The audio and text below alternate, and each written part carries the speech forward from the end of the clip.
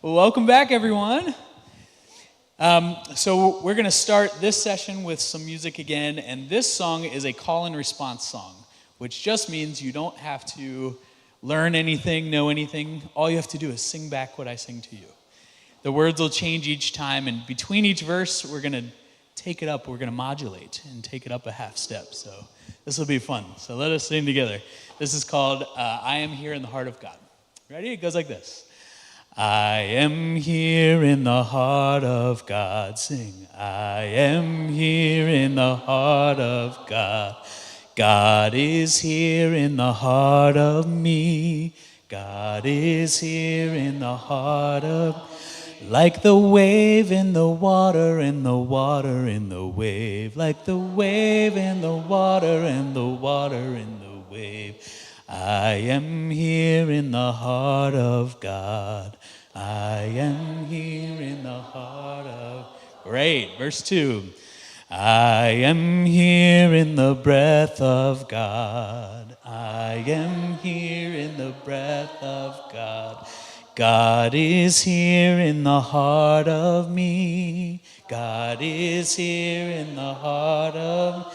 Like the wind in the springtime, in the springtime, in the wind. Wind in the springtime, in the springtime, in the wind. I am here in the breath of God. I am here in the breath of God. I am here in the soul of God. I am here in the soul of God. God is here in the soul of me. Is here in the soul. Like the flame in the fire, in the fire, in the flame. Flame in the fire, in the fire, in the flame. I am here in the soul of God. I am here in the soul. I am here in the mind of God. I am here in the mind of God. God is here in the mind of me. God is here in the mind of... Like the earth in my body, in my body, in the earth. In my body, in the body, in the earth. I am here in the soul of God. I am here in the soul of God. Amen.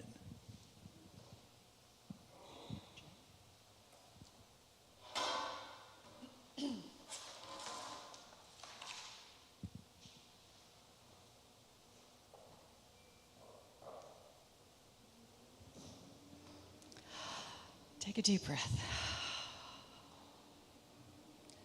We've already had such a rich morning.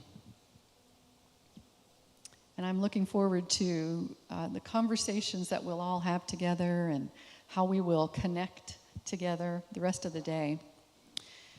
My name is Rebecca Beausarge, Becky, and I'll be guiding us in a bit of an opening exercise at each session and invite you into conversation.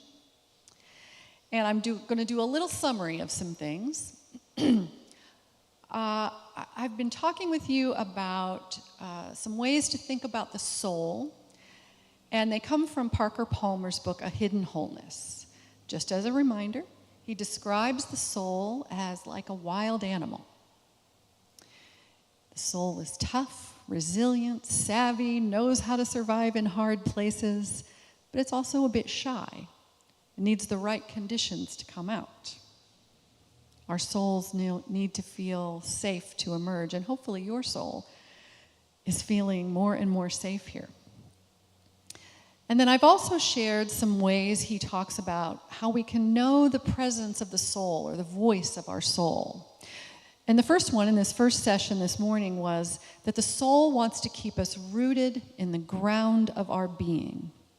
When so much else, so many of our own other faculties, like our intellect and ego, want to uproot us, so many external voices want to uproot us from who we are, the soul wants to keep reminding us of who we are. And the second way he talks about how we recognize the voice of the soul is this. The soul wants to keep us connected to the community in which we find life, for it understands that relationships are necessary if we are to thrive. I think we all might be experiencing that a bit. I am finding that more and more important in my own life. I have dear friends. I used to live in the Chicago area for about 16 years. Moved back here, I don't know, I lose track of time. 12 years ago, let's say 12 years ago. I don't know if that's true. But my very good friends are there. Friends that we were friends for years. And my kids live in Chicago, and my little grandkids live in Chicago. And I've made it sort of a priority in my life now to spend time with them, to be with my friends. That's my priority. Everything else needs to work with that. There's a story that I heard. I read it in Mark Nepo, in his book, The Book of Awakening, tells this story. There's a story of African bushmen that greet each other in a specific way. When one sees a brother or sister approaching in the distance, they call out, "I see you." And the other person responds, "I am here." I'm going to invite you to close your eyes for a moment. Take a deep breath.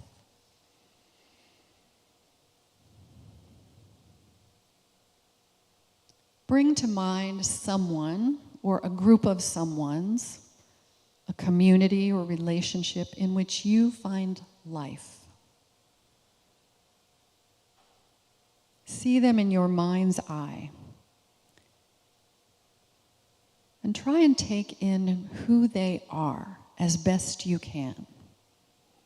Appreciate their essence, their deepest self, their soul.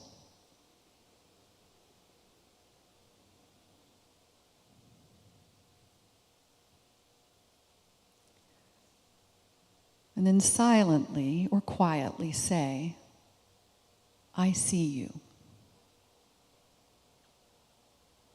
And hear them say, "I am here." Now imagine them truly seeing you. Imagine their loving eyes, their gentle smile. Know in your soul that they see your essence, the real, whole you.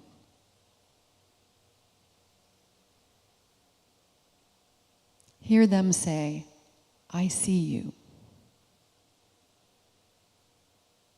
And then silently or quietly respond, "I am here."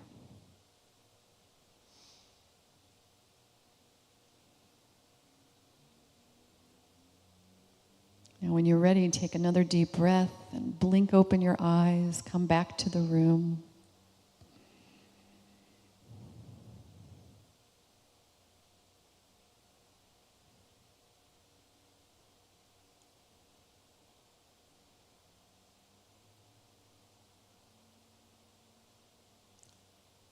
And as we, similarly to how we sung this morning, let's try that call and response together. I will affirm that I see you, and I want you to respond, "We are here." So let me take a moment and look around the room.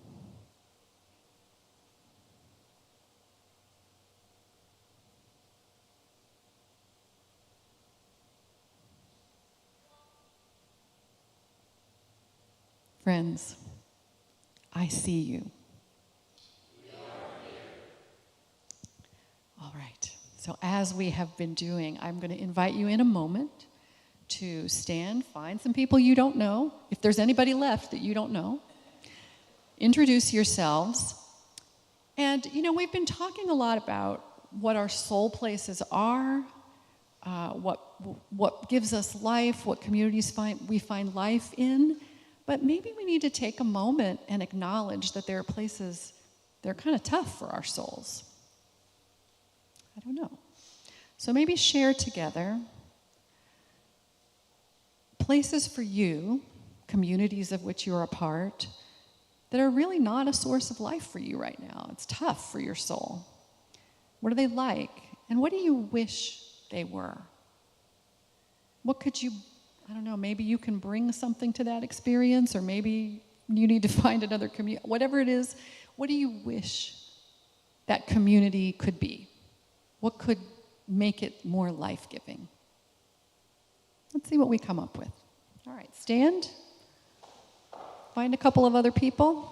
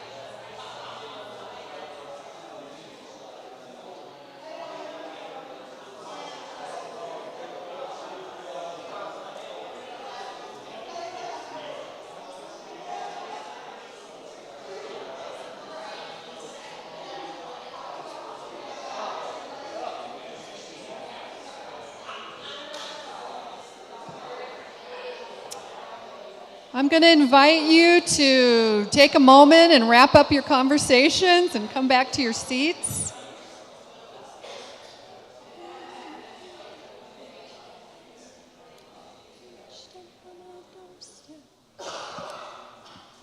And we'll bring up our next presenter, Mary Laymon. She'll introduce herself and tell you all about her work and talk to us about the spiritual practice of pilgrimage.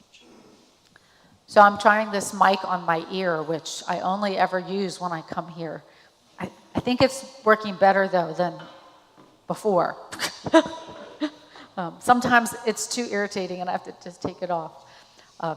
Well, good morning. I guess it's still morning. And as is it Becky? Becky said, I'm Mary Laymon, and so I'm an ordained Lutheran pastor. I've been ordained for more than 30 years now. I can remember sitting my early years in synod assemblies, and they would recognize those pastors who'd been there for 30 years. And I think, wow, that's a long time. And I can remember thinking, I would think about myself that way now. It's hard to believe I've been in this work that long. While I've been in Cincinnati since 2012, I've been serving in the Episcopal community. And so right now I serve at St. Simon's Episcopal Church in Lincoln Heights, which is a beautiful, small, historically Black congregation. And I have lived on a small dairy farm in Mount Healthy, a 3.5-acre dairy farm remnant. The farm part got sold off and developed, and what was left were 2 parcels, an old farmhouse and all of the farm buildings. And in the last 10 years, we have created a nonprofit on that farm by the name of Tikkun Farm. And at 1:30, I'll share some slides around that nonprofit and the work that we do there. I currently live a little bit off the farm because in 2022, we had a house fire on Christmas Eve morning, literally, the 12:00 Christmas Eve. And I'm here to talk about pilgrimage, and that has been its own kind of pilgrimage. And I'll talk to you a little bit about how those themes fit together. But I'm also a student of the Celtic way of thinking about the world, and the Celtic way of engaging creation, and the Celtic way of knowing the sacred.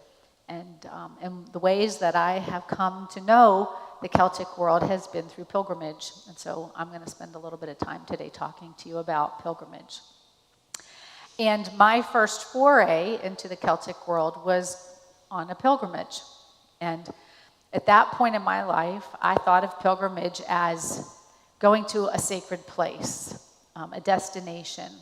And I signed up for this pilgrimage because over the years I had read a lot of different kinds of sacred essays and reflections from people, and I'd always heard about this very mysterious sacred place called Iona, and I thought, oh, one day I want to go there. And somebody was leading a pilgrimage, and it was going to go to Iona, so I signed right up. And I also, along the way, went to other places. I spent some time in Wales, I spent some time in Ireland, I was in other places in Scotland, including Holy Island. And that pilgrimage really kind of changed my spiritual journey in a significant way. And I have since that time led people on pilgrimages, also to Iona and other sacred spaces in the Celtic world. And I've really come to change how I think about pilgrimage. I did a lot of reading and learning from the Celtic teachers about pilgrimage. And one of the things that shifted for me initially was I realized that pilgrimage is very much not about the destination. It's not about arriving at a sacred space, but it's really about the journey that gets you there. And then the things that happen to you along the way. That's really where the gift of pilgrimage is. And I would say that in the last, just a couple of years, I've also shifted again in the way that I think about pilgrimage. You still do go to a place. It still is a journey. But I think what makes a pilgrimage a meaningful spiritual experience is actually its power to be disruptive. And the disruption of pilgrimage is one of the things that also makes pilgrimage accessible to us without having to get on an airplane. So I'm going to talk a little bit about those pieces and how I found my way to the idea of pilgrimage as disruption. And I want to start with the Celtic definition of pilgrimage. So the Celts had a word for pilgrimage called peregrinatio. I'm not sure I'm saying it right. It's a Gaelic term. But for them, they understood pilgrimage as the white martyrdom. Red martyrdom was the martyrdom that most of us think of when Christians were thrown to the lions or you were executed on a cross. They called it red because you bled. Your body bled in that kind of a martyrdom. But for Celts, pilgrimage was a white martyrdom because it was disruptive. It required you to leave your home, your tribe, your family, and your people. You had to break from all that sort of gave you identity, because in that culture, that was who you were, was who you came from, who your people were. And so to head out on a pilgrimage was to disconnect yourself from that sense of identity, that sense of home, and to essentially step into uncertainty and to be sort of at the whim of the Spirit, who would take you on a journey. And you wouldn't necessarily know where you were going. So for the Celts, pilgrimage wasn't like the Camino, where you're going to a very specific place to arrive and say, look at what I did, I arrived. That's not a bad pilgrimage. That just wasn't the Celtic idea of pilgrimage. Pilgrimage for Celts just meant leaving. And where you ended up would be revealed to you along the way. It would be a mystery. And the way they understood their destination is in the language of resurrection. For them, pilgrimage meant heading out in search of your place of resurrection. And I've always sort of found that an interesting phrase, place of resurrection, because it can have a couple different meanings. Like, place of resurrection could be the place where you finally stopped moving and took your last breath and, entered into the resurrection with the eternal kingdom, that kind of resurrection. Or finding your place of resurrection could be getting to that place in the journey where you suddenly know who you are on the other side of having lost your identity with where you came from.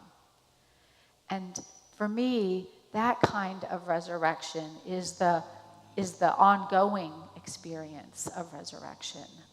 That we get disconnected, we get disrupted from all that has named us and identified us and called us who we are, and we lose that, and then we find out who we still are on the other side of that. And those journeys, however they come to us, I think of them as pilgrimages. But those are the pilgrimages that happen inside of this big journey of life. And I've come to really believe that this whole living on this planet is its own pilgrimage. And to be thinking about my whole life as a pilgrimage journey. And for me, the best model of this actually is Jesus. The story from the hymn from Philippians says this: let the same mind be in you that was in Christ Jesus, who though he was in the form of God, did not regard equality with God as something to be exploited, but emptied himself. We have a very special word there in the Greek called kenosis. This is called the kenosis hymn, the self-emptying of oneself, which is the white martyrdom in many ways that the Celts talked about, the releasing of one's sense of who you are in all the ways that you've known yourself.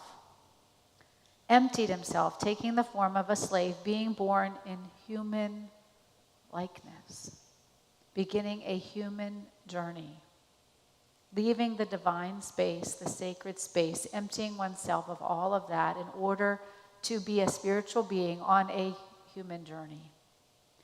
And being found in human form, he humbled himself and became obedient to the point of death, even death on the cross. And then what happens in death? We have arrived at our place of resurrection.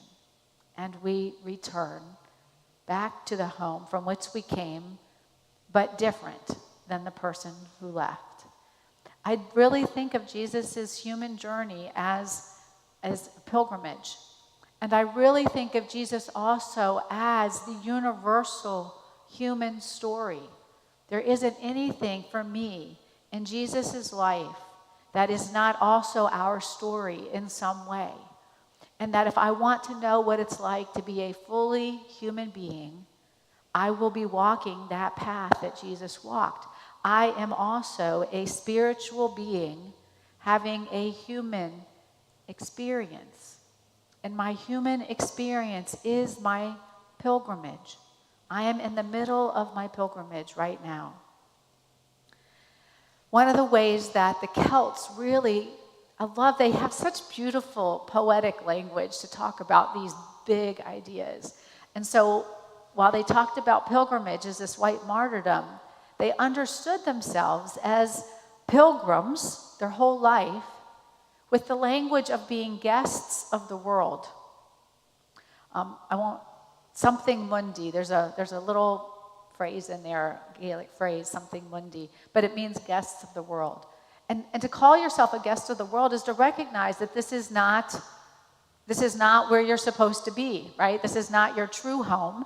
This is the place where you are visiting. You are a spiritual being having a human experience. You are a spiritual being a guest of the world in the same way that Jesus came as a guest of the world. And along the way, we receive the gifts that pilgrimage gives us. And so I just want to talk about the pilgrimages then that happen inside of the pilgrimage, if we think about our life as the pilgrimage. There's lots of little pilgrimages that come along the way, and some of them are the ones that we send ourselves on. Like some of you are going on pilgrimage in the fall to Iona. Yay you, it's going to be fabulous. I've taken pilgrimages to a variety of sacred spaces, and I've loved them. I just led a pilgrimage last spring to a lot of beautiful spaces in creation in the Celtic world. And so we have these pilgrimages that are outside ourselves. A friend of mine is getting ready to head out on the El Camino for her 50th birthday. Wonderful. There's people who go on pilgrimages on the Appalachian Trail or the Pacific Coast Trail, or who just decide that they've always wanted to see Japan, and off they go. And so there's these external journeys that we put ourselves on. And there are internal pilgrimages. There are the journeys that we take from our head to our heart. The journeys that, and sometimes are more fraught. I think of a number of people I've known over the years who are survivors of trauma. And for them, it's a harrowing journey to go back and learn the story that they have sort of dissociated from, and to remember it, and then to integrate it, and to feel the emotions that got left along the way because they were too overwhelming to experience at the time. It is a harrowing journey, that internal one that trauma survivors take. But we also take those internal journeys when we retire, when we stop finding our identity, our sense of who we are in the work that we do in the world. I am a teacher, I am a carpenter, I am a president, I am a mechanic, I am whatever I do, and then suddenly we're not doing. Well, then who? Well, who am I? What's my identity? That's an internal pilgrimage to discover that actually within us is our sense of who we are. I meet with people in spiritual direction, and they often come to me and say, I want to know God more. I want to know how to pray. I want to talk. Sometimes they'll say to me, I want to talk to God the way you talk to God, because I'm a very extroverted prayer, and I have a very loud prayer life with God. And that's an internal pilgrimage. Like, you have to be quiet out here and begin to listen in here.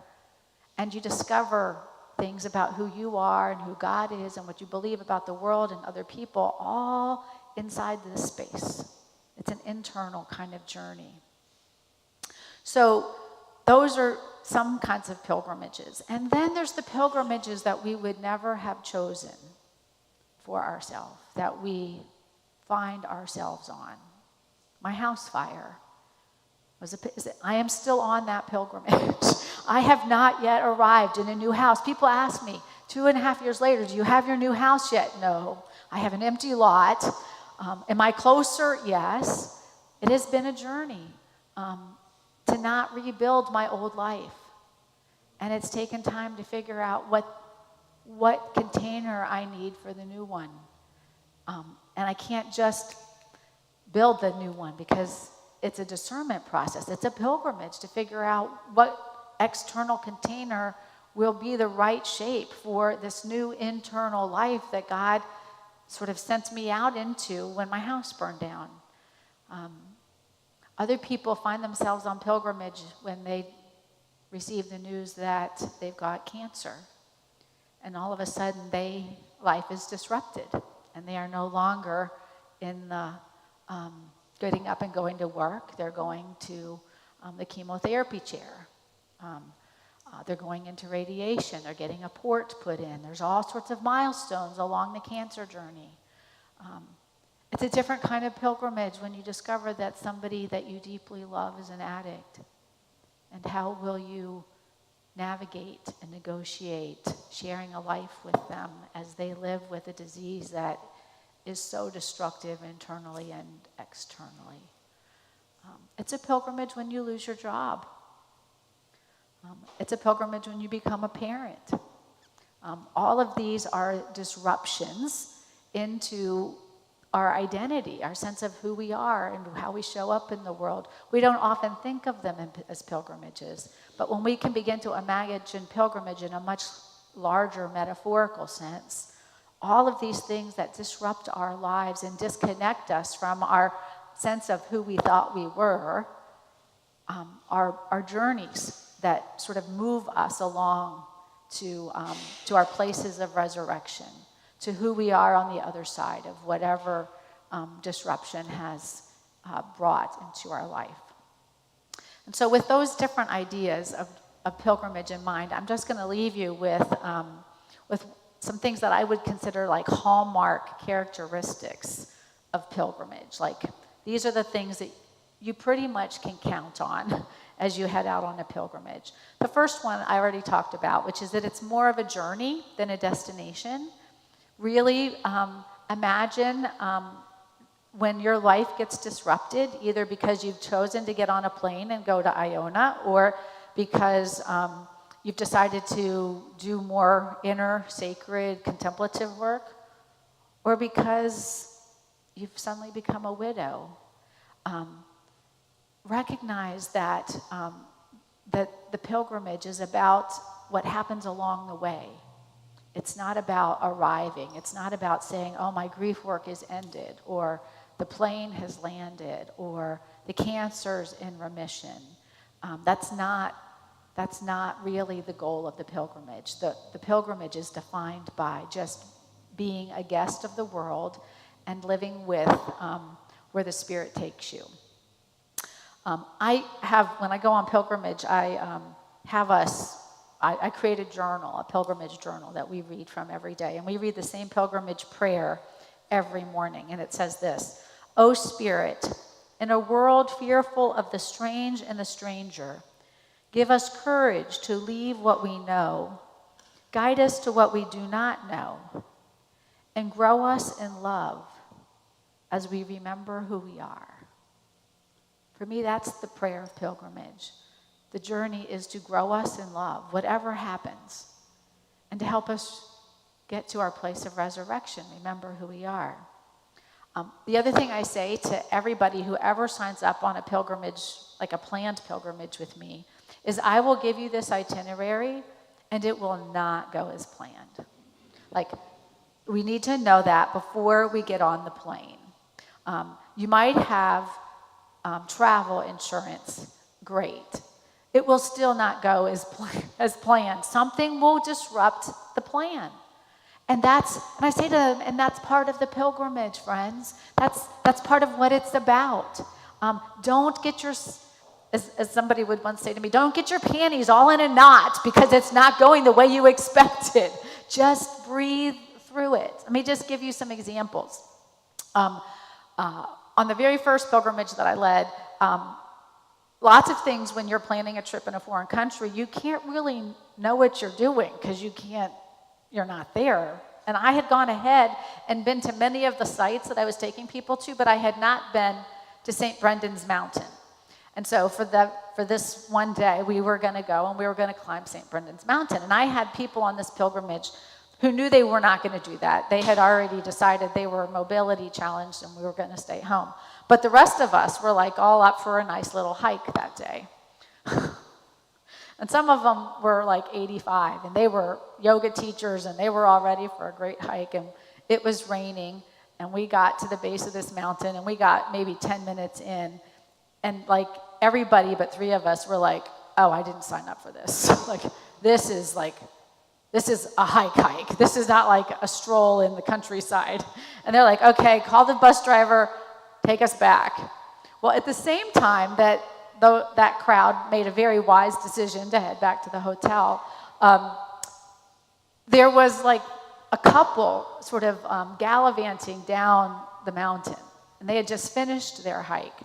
And it turns out that they had been out sort of backpacking for quite a number of nights, and it had been raining, and the young woman and this couple that were backpacking together was like shivering. I mean, she was like bodily cold at this point, wet and cold. And the people in my crew who were heading back to the hotel sort of saw them coming and said, well, what are your plans? What are you going to do next? And they said, well, we haven't figured that out yet. And they said, well, you're coming with us. And they just wrapped them up in their embrace, piled them on the bus, took them to their hotel rooms, gave them hot showers, took them to the spa, made sure that they had a hot tea and some scones and a meal, and just like loved on them. And when I got back after this very long hike with my 2 friends, and we talked about, at the end of the day, about the pilgrimage part of the day, they said, yeah, that wasn't the plan, but it was exactly the right thing. Oh my gosh, meeting this young couple and giving them a place of refuge before they headed out again and a place to dry out, it made the trip for them. That was not on the itinerary, but it was part of the pilgrimage. It was a beautiful part of the pilgrimage. Just this past March, I was on my own pilgrimage. I went to Iona. And to get to Iona, for those of you who are getting ready to go, who haven't been before, you have to take 2 ferries to get there.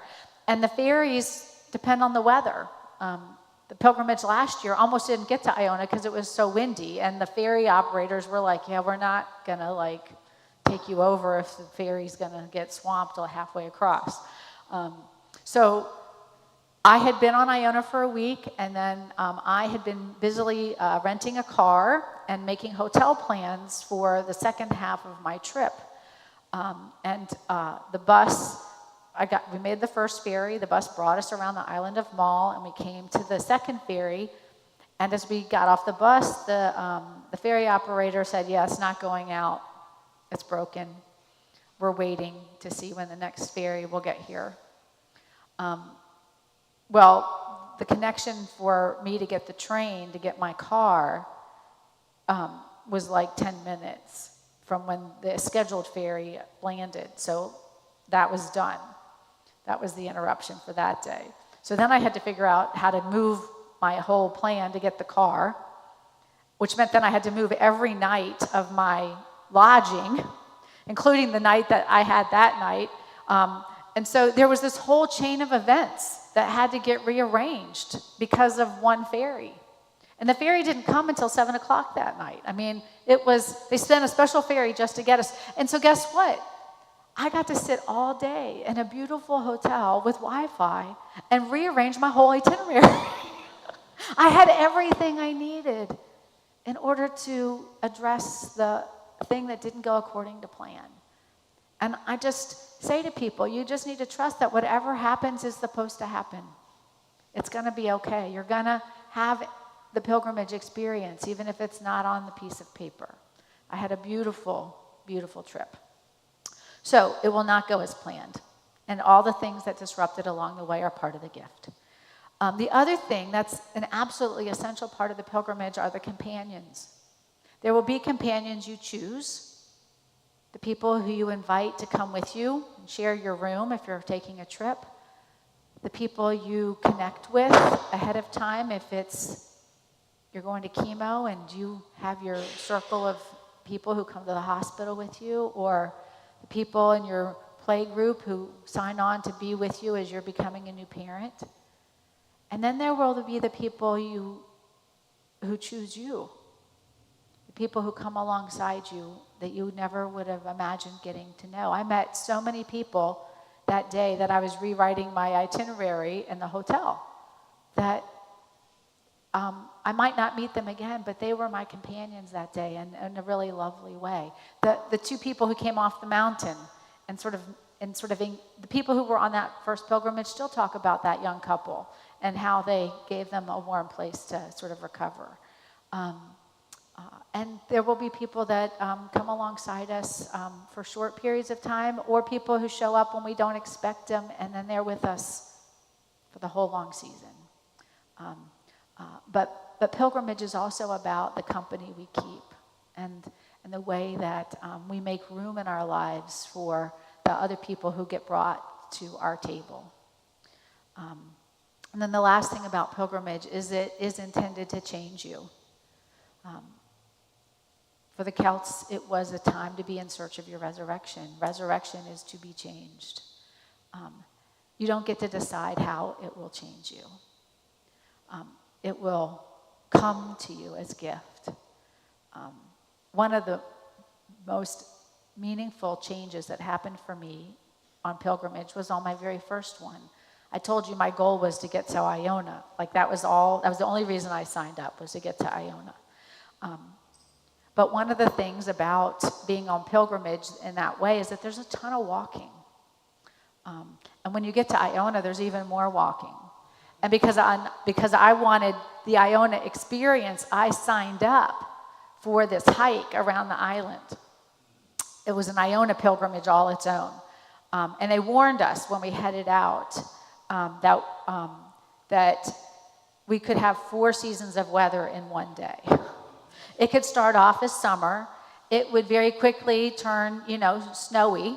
And then the sun would come out and it would feel like spring, right? All in the same day.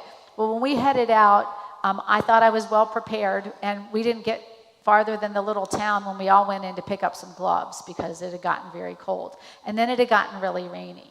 And along the way, they would say, if this is getting to be too much for you, this is a good place to turn around. You can head back down this road. And I was like, hell no, I am in this. I am going to do this thing. And we probably started with a group of 30. And probably about a half an hour in, there were 3 of us left. But I made it to St. Columba's Bay. And I was going to keep going. But our guides were like, yeah, we're kind of done here. We're not going to make it to the other side of the island. And the hot tea is waiting for us at the crossroads. I don't know that I ever appreciated hot, sweet tea as much as I did on that day. And I could say that was the gift. But what was really the gift is that I have struggled with my body. Just saying this will make me emotional. I have struggled with loving my body all my life. I have all sorts of reasons to have shame about my body, beginning with my own childhood sexual trauma, and then with the weight that I put on my body because of that trauma, because my body image never looked beautiful to me. And the thing that changed me on that pilgrimage was my deep gratitude for my body, for my legs that walked me over that whole holy island. And by the time I got back to my hotel, I don't know that I had ever had such gratitude or appreciation for the body that my soul lived in as I did that day. And it has remained with me ever since. I have never said a bad word since then about my body. It may not look always the way I hope it will look, and it will always be beautiful to me. I had no idea when I said I wanted to go to Iona that was the gift I was going to get. So, pilgrimage. It's a journey in search of our place of resurrection. It's a way for us to understand that we are just guests here in this world. And that as spiritual beings having a human experience, the pilgrimage journey teaches us about how to love and to be loved in the world. And that when our souls finally say goodbye to our bodies and return home, as Jesus did, to the place from which we came, we will bring more love with us for having made the journey. Thank you.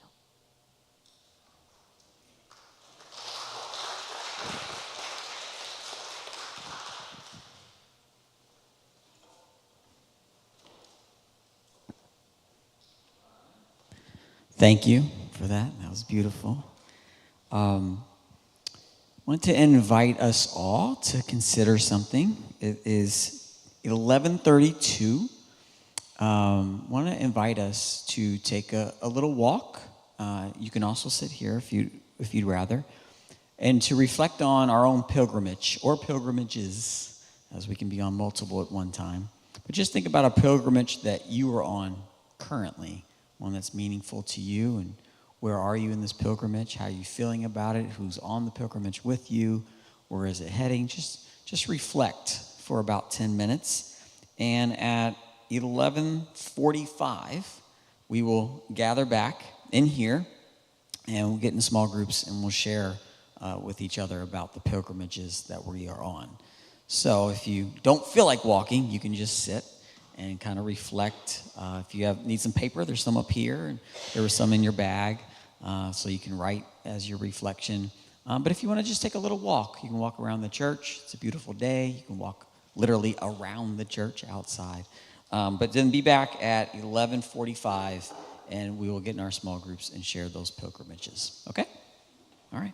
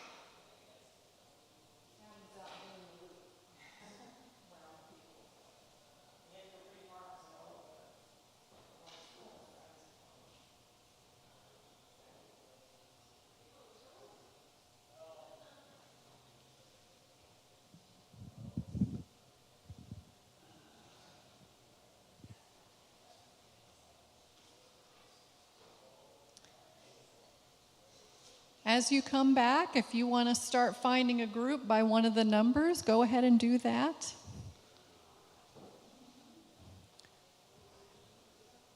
And someone will join you shortly.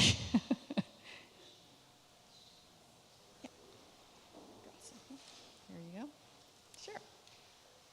And you can go ahead and start having a conversation.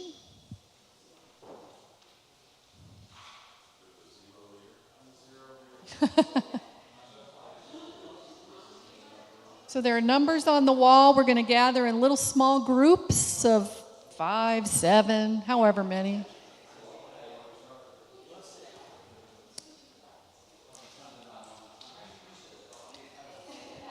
And these are our listening labs, so you're just going to talk about what you've heard in this session, what stood out to you, what's resonating with you, what questions it's asking you.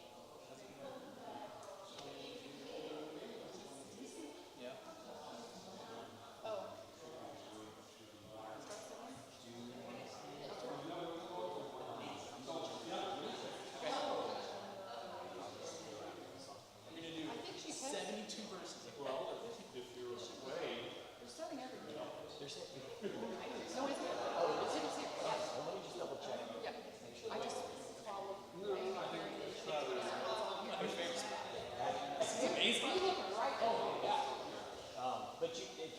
feel the vibe, we'll start. Okay.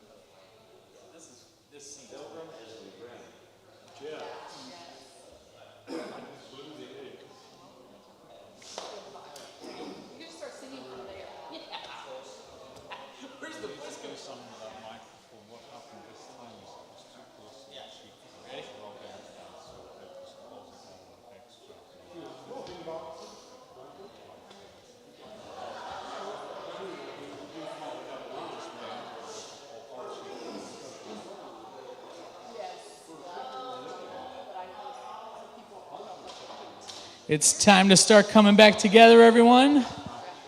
As we do, we'll sing our way back to the pews. So whenever you feel ready, you can repeat after me. I am here in the heart of God. I am here in the heart of God. God is here in the heart of me. God is here in the heart of like the wave in the water and the water in the wave. Like the wave in the water and the water in the wave. I am here in the heart of God. I am here in the heart of God. I am here in the soul of God. I am here in the soul of God. God is here in the soul of me. God is here in the soul of, like the flame in the fire, and the fire in the flame, in the fire, in the fire, in the flame. I am here in the soul of God. Amen. Welcome back. Excellent. All right, so something we thought about as we were trying to design today is what to do about lunch. We want to just tell you to go find somewhere to eat. And we thought about Tikkun Farm and Mary Laymon and experiences some of us have had there, and just the way that Mary has set the table for so many people and how important food is and sharing of food and cultivating food. And so we thought we want to provide food for us today. So we have wonderful food here for us to enjoy, and also to enjoy each other, to share stories, to share reflections. It doesn't have to be about today. Share about kids and family and vacations and whatever's on your heart to share, and just be a family around the table, sharing with one another. So say a little blessing for the food, and then we can walk on in and eat some good food. Does that sound good? Any other announcements? Well, yes, 1:29. Because we start sharply at 1:30, all right? God, thank you for this moment. Thank you for all of us here. Thank you for all of our loved ones that are not here. Just help us appreciate your presence more, live into it, and enjoy this food that you have provided for us. And the folks that went out and made it and bought it and brought it here and prepared it, thank you for them as well. Amen.